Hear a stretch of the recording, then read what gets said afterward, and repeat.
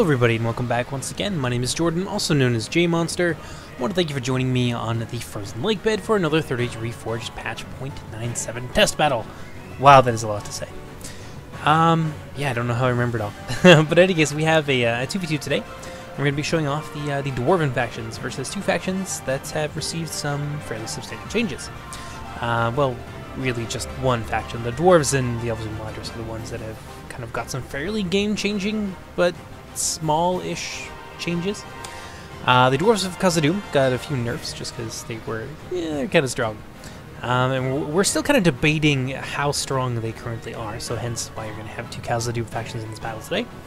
And, yeah, the Elves and Mordor got some small price tweaks which have opened up a world of possibilities for them, which is fun. They're actually going to play like a heavy infantry faction instead of mostly being Quendi, or having to sacrifice a lot of cavalry for their heavier infantry, things like that. It's still, hopefully, it's still reasonable. I don't know. We'll see. And we'll find out. But in any case, the first army we have today is the forces of Khazad-dum, being commanded by Angsvitz. He's brought some 4th Legion. Got a whole unit of them here. I think he's got another one on the other side as well. Actually, quite a lot of 4th Legion. He's got some 3rd Legion, sorry, in the phalanx here, alongside some sentries of Khazad-dum, which is going to be forming up his main line. You can actually see that they've got their armor upgrade there. It's a little bit similar to the Erebor Dwarves, but it's different enough that you know that they're from Khazad-dum and not from Erebor. Also brought, I believe, 2 units of the Orc Hunters of Khazad-dum, 2 units of Khazad-dum Reclaimers, who, for people who don't know this, it's a fun little tip. They have the throne trait. So if you toss these guys' tiny little axes at Mumpkill, it will actually cause them to fall, like a giant tree. And yeah, they're particularly effective against Mumpkill just because of that trait. So there's a few counters to Mumpkill, hard counters that still exist in the game. We've got some more 4th Legion. Yeah, more 4th Legion. Some more 3rd Legion. And then we've got some Legion Bodyguard. And I think that's the only 2 HP unit the Dwarves of Khazad-dum on this side have brought. So yeah, just what does it, except for this other unit of 4th Legion here. So let's pop across the field and take a look what his ally, Tundra's Fox, has brought to the battle today. Yeah, get 2 battles with Tundra's Fox. He's pretty famous now, I guess. So Dwarves of Khazad-dum over here under Tundra's Fox. He's got some Warriors of Khazad-dum backing up the sentries of Khazad-dum. And the Warriors of Khazad-dum actually have a armor upgrade, although some of them seem to be missing their shields, which is kind of weird. I don't know. I don't know if that's new or if it's always been that way. I don't know. We got Warriors of Khazad-dum here mixed in with some sentries of Khazad-dum. Out front, I believe there are 3, maybe just 2. Just 2 really spread out units of Orc Hunters of Khazad-dum. And then the rest of his army is quite a ways back. I guess he hasn't really deployed all of them yet. So got some Hammers of Gundabad up here, which are an interesting unit. Kind of contrast themselves to the Axe Guard by having a lot more armor, but no shield value. I got some Reclaimers of Khazad-dum.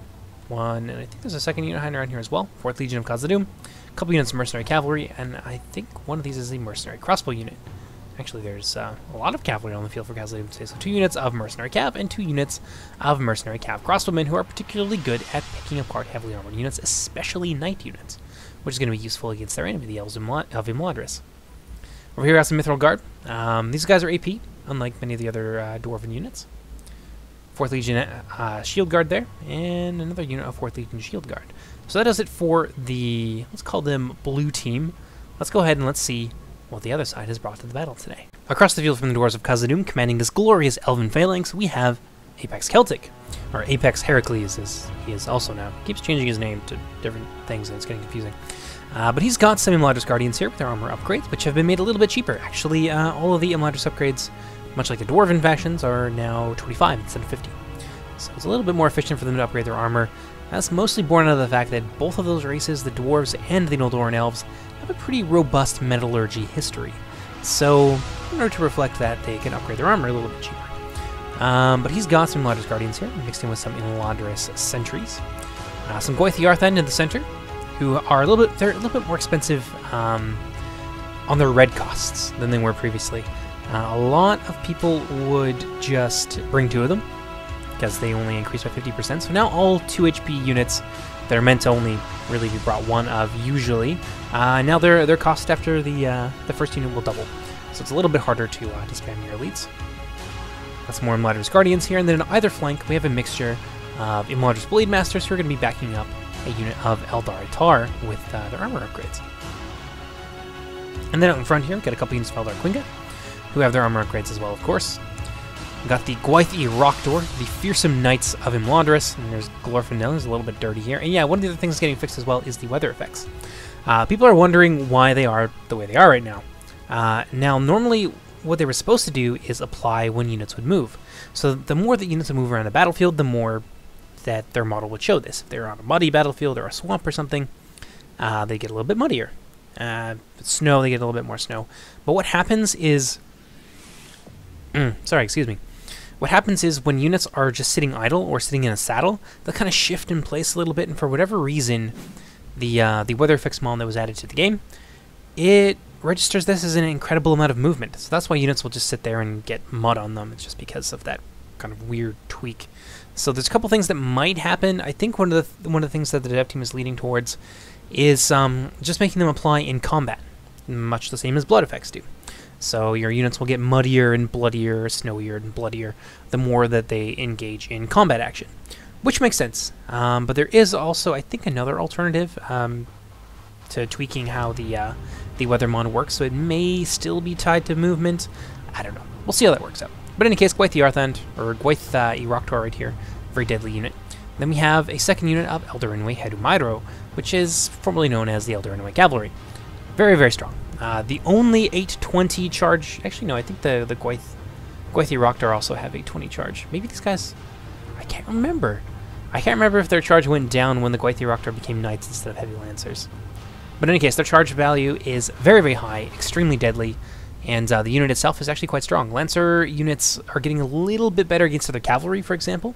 At the moment, in order to keep them separate and distinct from other units, and to prevent Lancers from becoming absolutely crazy, like I actually removed the penalty for Lancers entirely, and they just replaced melee cavalry. There was no reason to have anything else other than Lancers and Knights, I guess.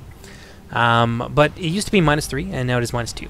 Just experimenting a little bit because I think I mentioned this in another video, but we are adding more and more anti-cavalry options to the game. So I was worried a little bit about power creep, so I kind of lightened the load on Lancers when they're fighting against other cavalry. So we'll see how that works out during testing. But so far it's been okay.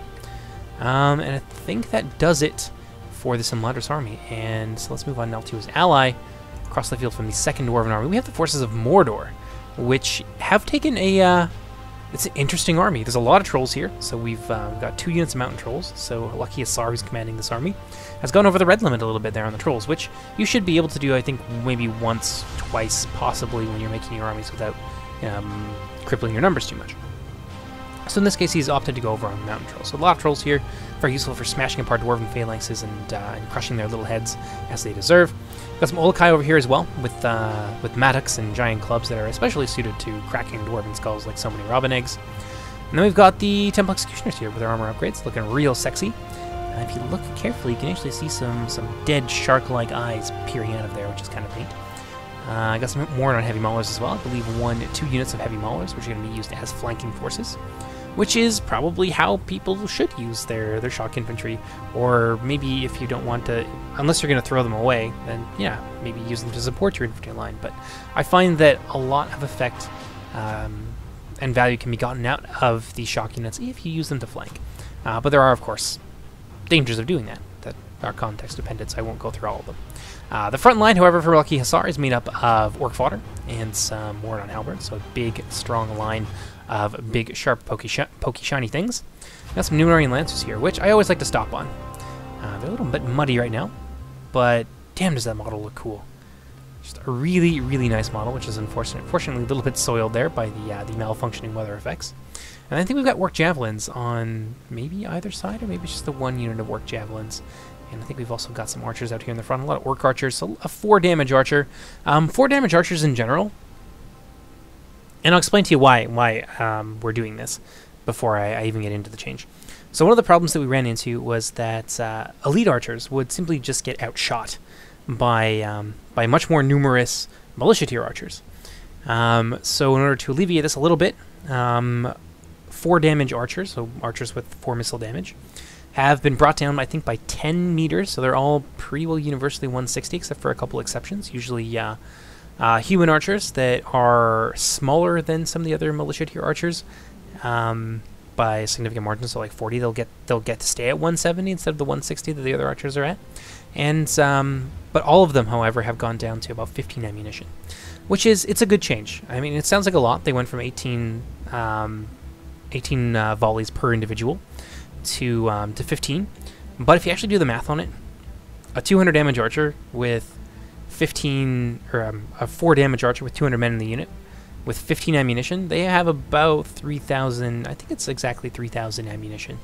Whereas a mainline archer unit with 5, for example, will have about 140 men in a unit on average, and will have 20 volleys, which I think works out to be about 2,900. So they end up having the same amount of ammunition as the next kind of step up, but they don't do as much damage and they're not as accurate, so it seems to be a nice compromise rather than having these units be the end-all be-all of the skirmish fight.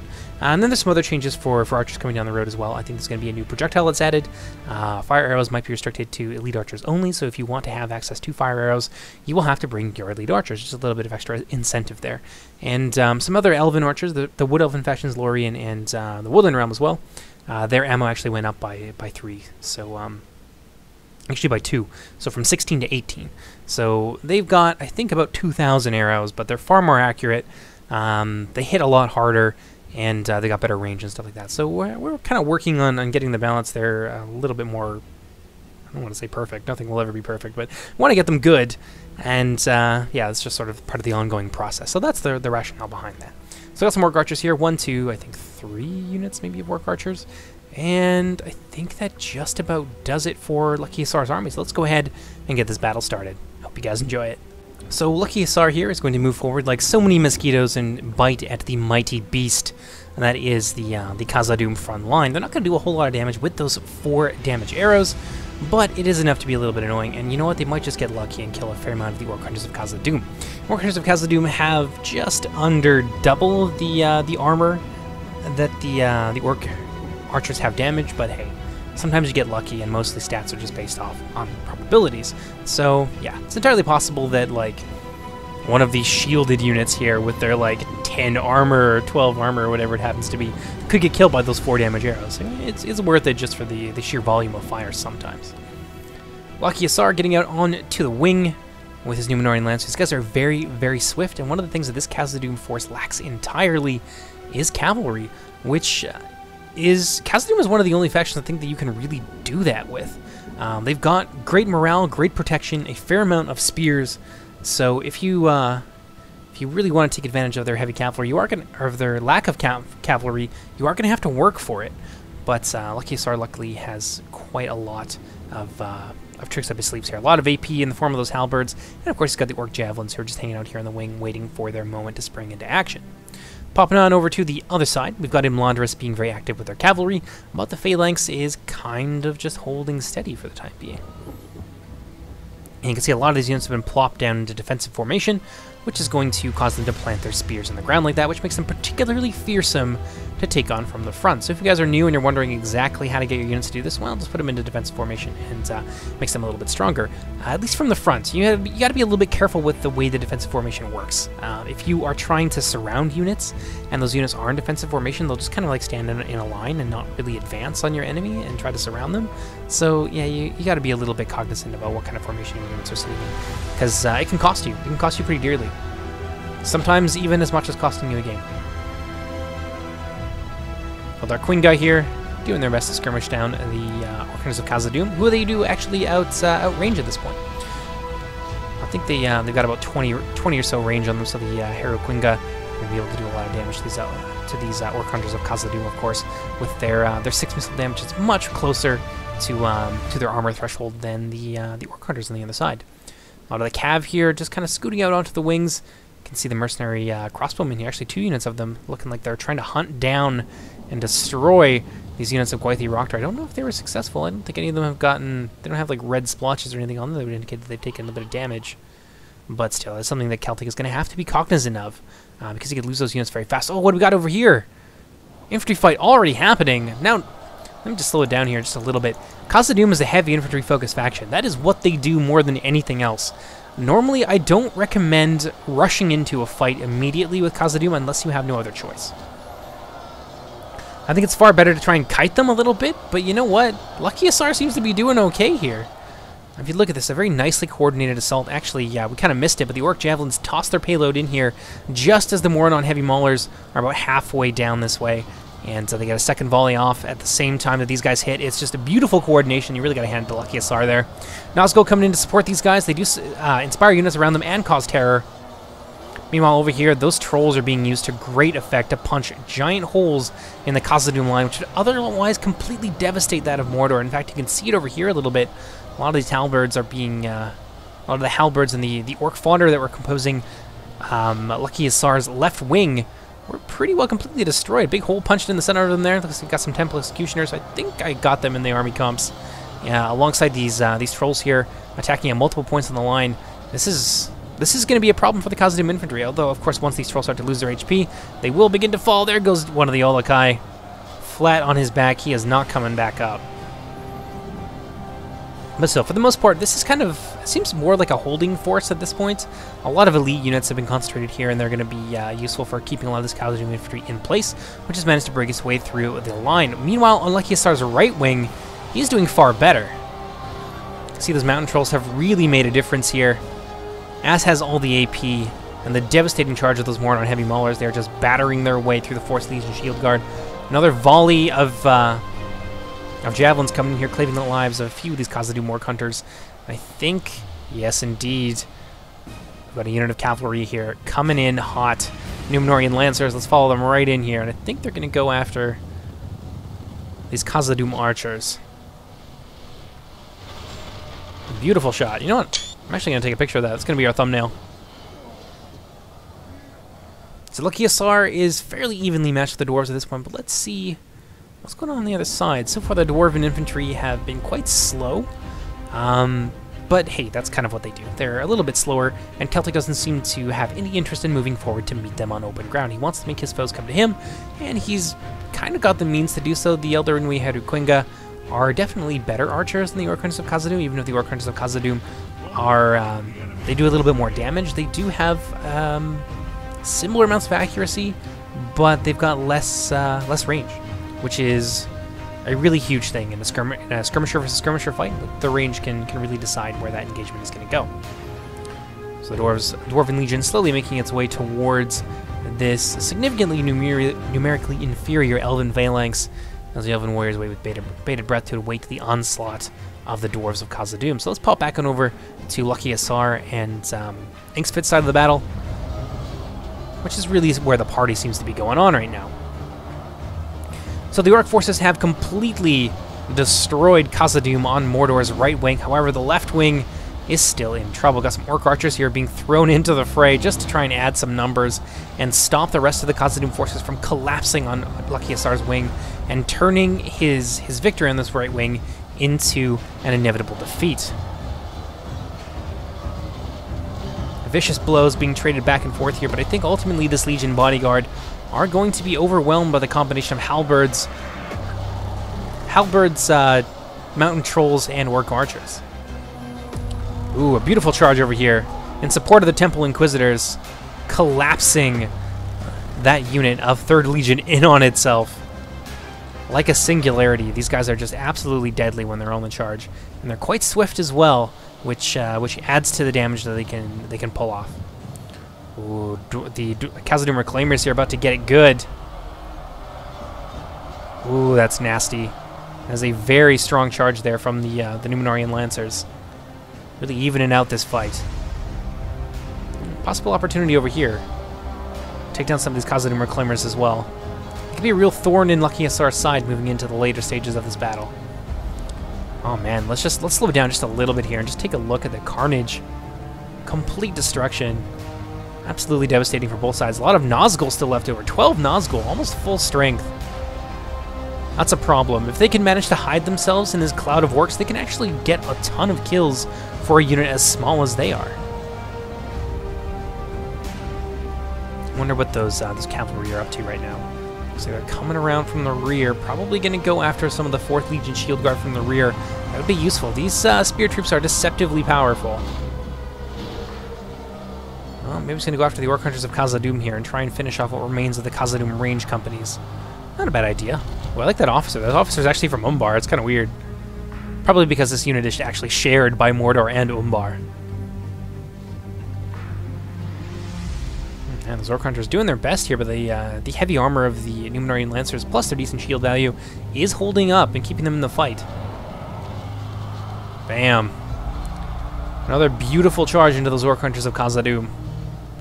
Although while all of this is going on, there is some nastiness going on over here. Ooh, there goes the Mordor general. That's a big blow for the Mordor forces. The one Nazgul to die happens to be their general. Ugh, how unfortunate. Well, these units are now going to be shaken. This is a fight that they were already struggling to win. It was definitely not decisively in favor of either player. But I think now we're going to start to see the collapse of the Mordor forces, although they did very well, especially against a full Khazad-dum infantry build. I mean, that's quite impressive to my eyes. Let's see what we got going on over here. It looks like the dwarves have finally made their way over to the elves of Mordor.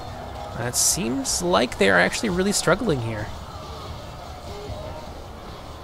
Yeah, these Mordor sentries and guardians, this beautiful elven phalanx, now possible because of just a few price tweaks, is I like it. It's a good look for Mordor. We just got to make sure that it's reasonable. Sentries of Khazad-dum here coming up against some really heavy resistance, along with the warriors of Khazad-dum. Honestly, this tier of front line, it's going to struggle against Imladris Guardians, at least head-on like this. A combination of Imladris Guardians and Imladris Sentries, it's a significantly more expensive and elite front line than what the Dwarves of Khazad-dum have brought over this way. Ooh, volleys being exchanged overhead. You can see some of those Franciscas coming in, scything down the lightly armored Eldar Quinga. Probably not the best use of them, however. I definitely would have brought them onto a wing or something like that. Use them to poke some holes here in the front line of the Elves of Mordor. So I think that's probably the biggest problem that these Dwarven units are facing right now, is that they are losing this infantry fight because of their inferior quality of infantry, and the trump cards that they could use to try and even things out a little bit are not really being used to their greatest effect.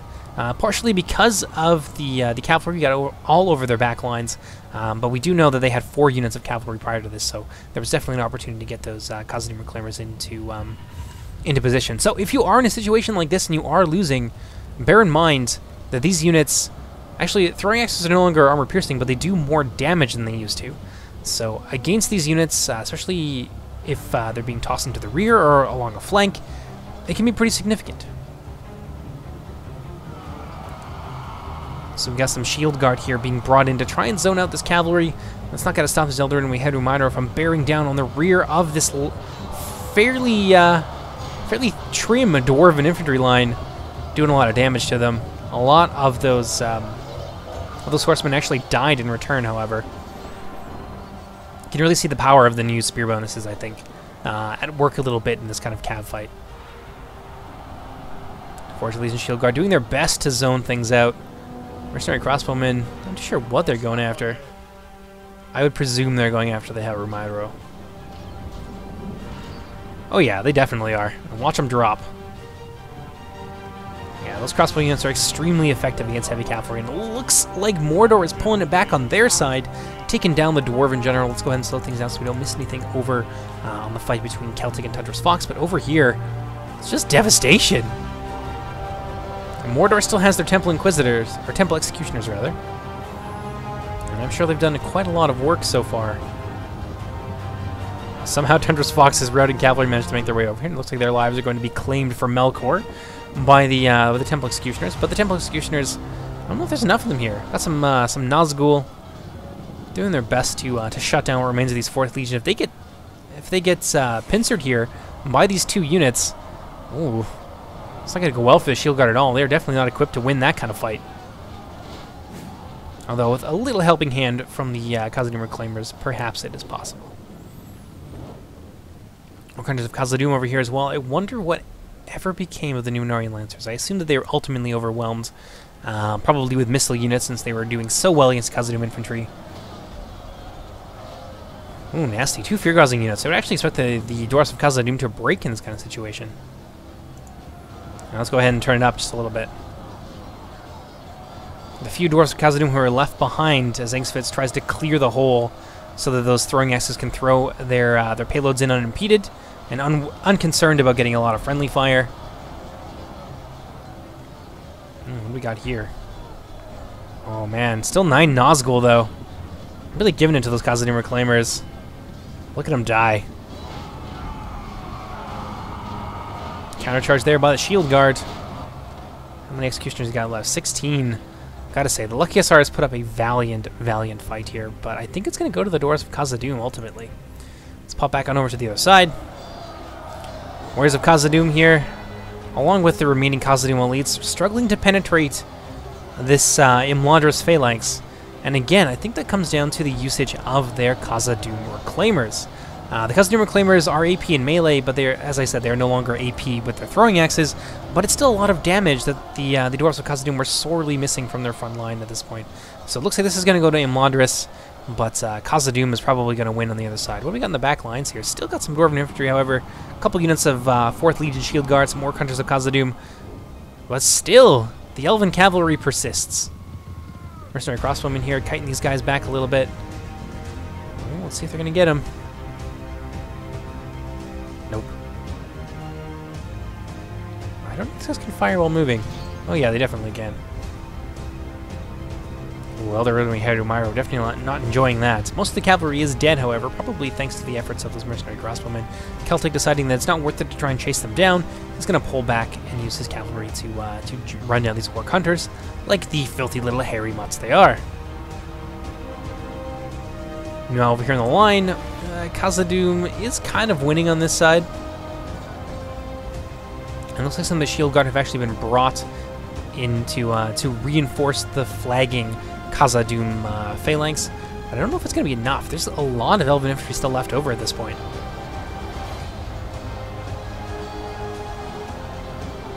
Yeah, very strong indeed. Even the mighty Mithril Guard and their armor piercing is not enough. Although you can see them doing a fair amount of damage to the non-pike Elven infantry, but the rest of them with those pole arms, they are going to be able to keep them at bay. Elven Cavalry has now arrived back closer to the front line. Gwethi Rockdoor running down the Orc Hunters of Khazad-dum. Not a whole lot they can do about it. Mercenary Crossbowmen, however, if they get a volley off. Ooh, that's probably some HP missing from these remaining 5 riders of Imladris. One more? Come on, baby. Oh yeah, there they go. The power of those crossbows. Not to be underestimated at all. Let's see what's going on over on this side. Looks like the Dwarves of Khazad-dum were successful in defeating Mordor. It was a close match, though. You got to give it to Lucky Hussar and to Inksfits for ultimately coming out on top of what was obviously a very competent opponent. But there are a few things in there that we unfortunately missed, but Lucky Hussar's coordination was tops. It was tops in this battle, so yeah, hats off to him for sure.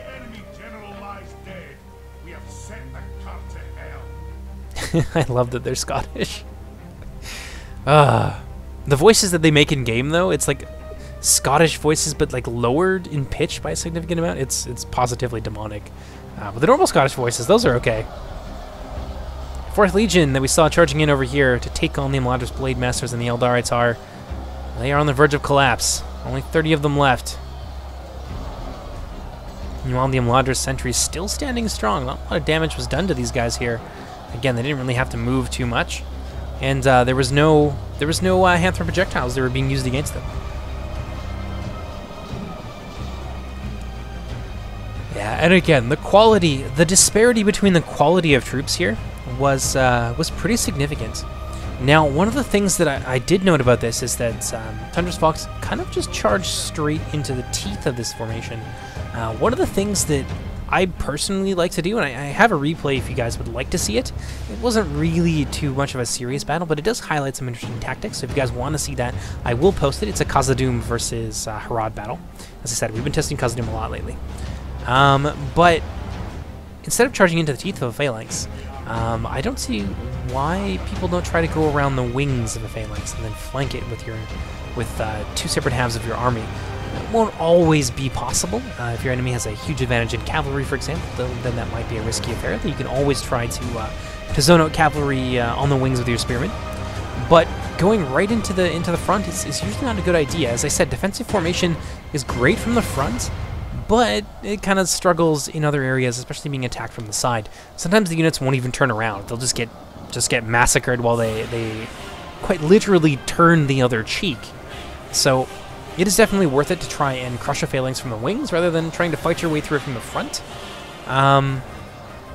But, you know, it's not always an option. But in this case, I think it definitely was.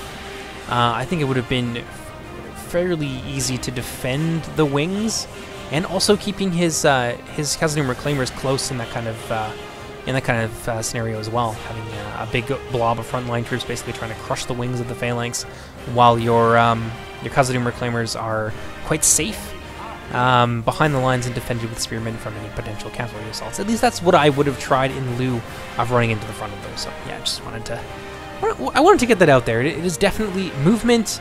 Just straight up movement, and the way that you move your troops and the way that you can force your opponent to sometimes react and put themselves in a bad position, it is definitely an underutilized tactic, I find, in Reforged. So it is something that I'd like to see people experiment with a little bit in the future, because it can be quite strong. Anyway, Dwarves of Khazad-dum doing their best here. Eldar Itar and his Imladris Blade Masters very tired, however. You can really see the power of these spearmen here, and just how defensible they make any area that you put them into. Very hard to break these guys down. These Imladris forces really only getting the better of them because, I think, of this hill advantage that they're being given here. And here we've got the Hammers of Gundabad, who have massacred the Eldar Quinga at very little cost to themselves. And they might have been able to wrap around and ultimately turn this particular part of the battlefield in favor of the dwarves, but now with the arrival of the rest of the High Elven host, which is still quite numerous, yeah, there's not really a whole lot that those Gundabad Hammers can do on their own. Well, let's see what's got out over here. one lone Elder Nihadu Mairo fighting against the Orc Hunters of Khazad-dum. Is he gonna get a charge off? Nah. Oh, he does. What? Madness. I didn't even see him drop that lance. These Dwarven archers doing their best to try and kill that last Lancer. Being a complete pain in their butts. Although all of that is really just a sideshow to the final engagement that you can see over here. 4th Legion Shield Guard doing their best. But ultimately it's not going to be enough. Too many sharp, pointy sticks on the part of Imladris. And that is going to be a loss for Khazad-dum on this day. You see those 4th Legion getting broken there. Basically, nothing I think is left. Oh no, we got the Hammers of Gundabad. Bludgeoning some of these High Elven soldiers to death. It is ultimately, however, a matter of time before they are completely driven into the ground. I'm sure more of them will pop out of holes, though. It's okay. There will be more dwarves in the future. Go ahead and we'll fast forward here. Hammers of good. Said victory was certain for a while there. That's doubtful. Still a lot of high elves still left here. 84 to 95, however. Mostly with the destruction of most of that Mordor army. It's kind of evened out the scales a little bit. But, yeah. Still 3,000 frames left to go, though. So I wonder what these Hammers of Gundabad get a little bit of reinforcements. Oh, nope. Just more Imladris Blade Masters. What do we got here? I expect some Khazad-dum Reclaimers who will come out this way. And some Orc Hunters of Khazad-dum. I think they've managed to dispatch that one lone horseman who's giving them such he's really sticking a sharp stick in their eye for a while there. But I think the rest of these Khazad-dum Reclaimers are going to ultimately show up a little bit too late to help their ally. Maybe if they managed to show up when the Shield Guard and the Gundabad Hammers were still quite strong. If Celtic had committed there, he might have found himself encircled. But I think, yeah, look at that. So that's a lot of high elves still left over.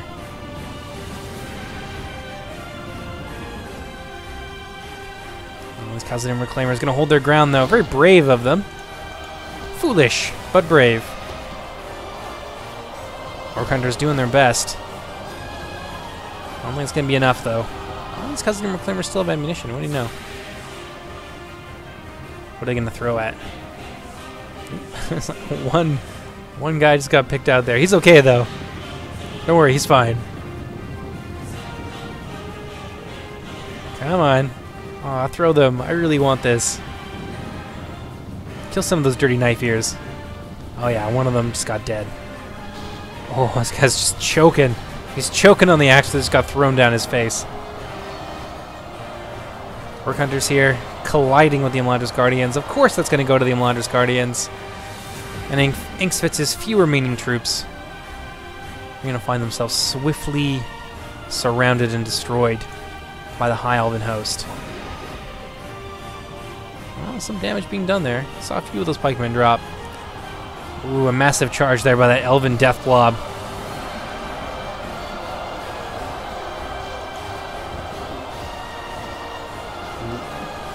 Oh man. That poor guy just got decapitated. Those Oak Hunters have been destroyed. That really just leaves these guys here, facing off against the White Arthans. We got an admit defeat there from Inksvitz. Ultimately, 87 to 97, a reasonably close game. But still, quite a lot of High Elves left at the end. I hope you guys have been enjoying the coverage on patch 0.97 so far. We are still in the very early stages. We've only been testing seriously, I think, for about maybe a day and a half now. We definitely have at least 3 to 4 weeks ahead of us, depending on what the dev team decides they want to add into the patch as well. There will, of course, be more content coming, and that content, of course, has to be tested. So you guys will get coverage of that, but I can't give you a date on the patch. Not one that I could really stand behind. It'll be a little while yet. Yeah, who knows what we'll have in the future. You'll probably see something. I know you will see something cool around Halloween, because I am working on something cool for around Halloween, and I hope you guys are going to have a lot of fun with it. But until then, hope you guys enjoy this, a little bit of coverage, and I'll see you next time. Take care, everybody. Bye-bye.